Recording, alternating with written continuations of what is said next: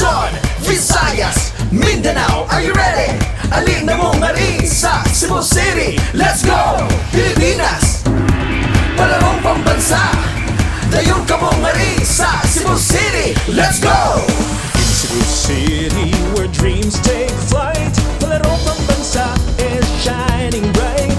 After 30 years, we're back to play in the heart of Cebu, where we'll seize the day.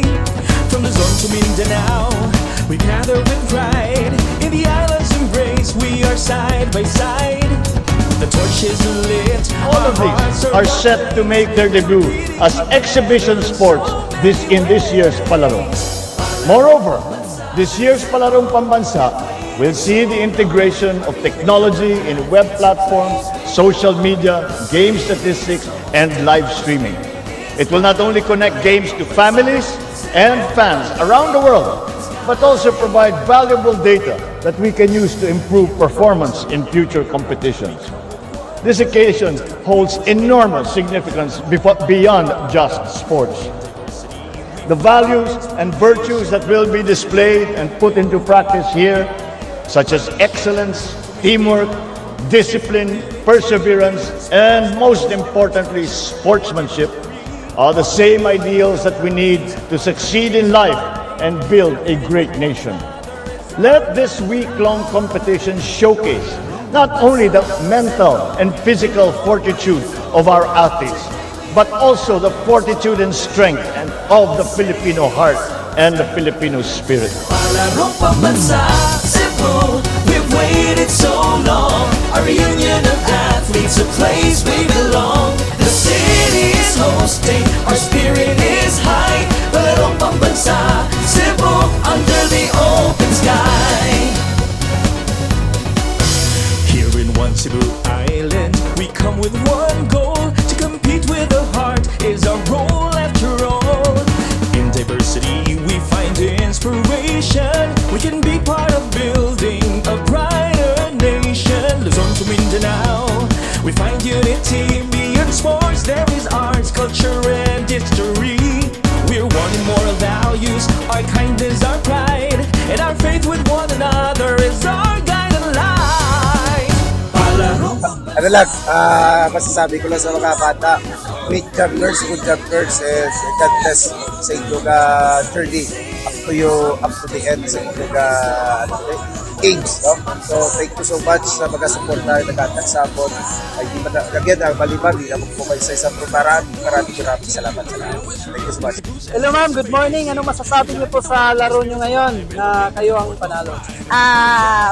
In the first place, salamat sa kay God na binigyan kami ng lakas at talino sa paglaban.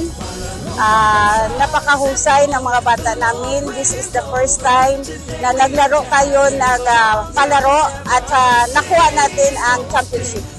Game natin. Congratulations ma'am. Thank you so much, sir. And maraming salamat po sa lahat na nagbigay ng kanilang suporta sa amin. Hindi man namin kayo maisa-isa, pero sa aming puso, maraming salamat sa inyong lahat. At maraming salamat po sa aming Panginoon na nagbigay sa amin ng lakas. Salamat po. What about you ma'am? Anong masasabi mo ma'am? Po sa mga bata po ay magaling talaga sila maglaro. Meron silang focus, depensa. Siguro focus at depensa rin yun ang nagpanalo sa amin at mga abilis ng mga bata sa paglalaro. Yun lang po. At sa mga sumusuporta sa amin sa Region 6, maraming salamat po sa inyo.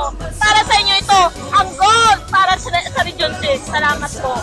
Actually, una sa lahat, kami pa nagpapasalamat sa Panginoon dahil napakahirap yung dinaanan namin mula sa District Net, Municipal Net, Cluster Net namin hanggang sa Wibraan namin na kami ang umakyat na itaas hanggang Palarong Pambansa. Kasi kailangan na siguro tiwala sa Panginoon at saka yung focus sa laro.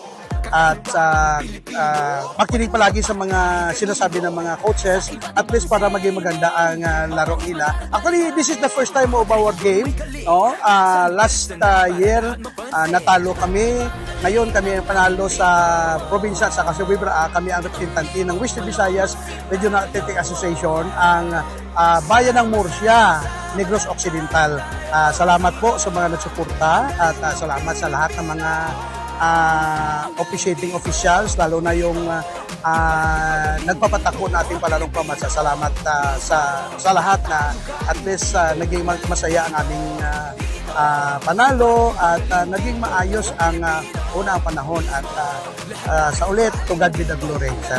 Good afternoon po. Napakalaking blessing na naibinigay po sa amin itong laban na to. Bagamat pinilit po talaga namin, kinaya namin at hindi po talaga biro yung naging kalaban namin.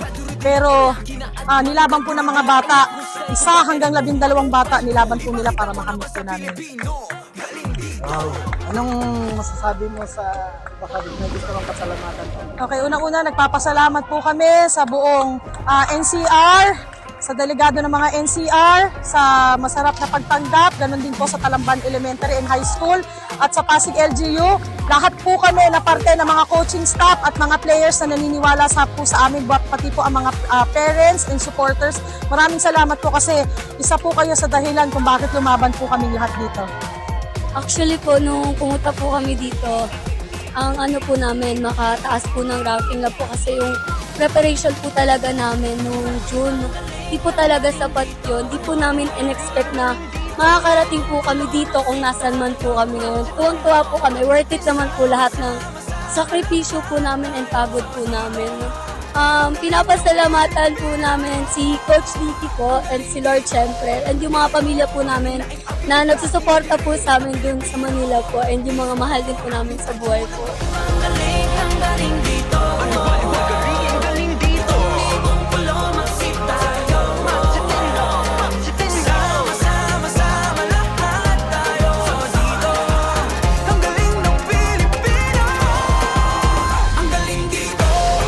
Mga kababayan, patuloy po tayong maging matatag tungo sa pagtaguyod ng isang bansang makabata at mga batang makabansa. Ang lahat ng ginagawa natin ay para sa Diyos, sa bayan at sa pamilyang Pilipino. Syukran.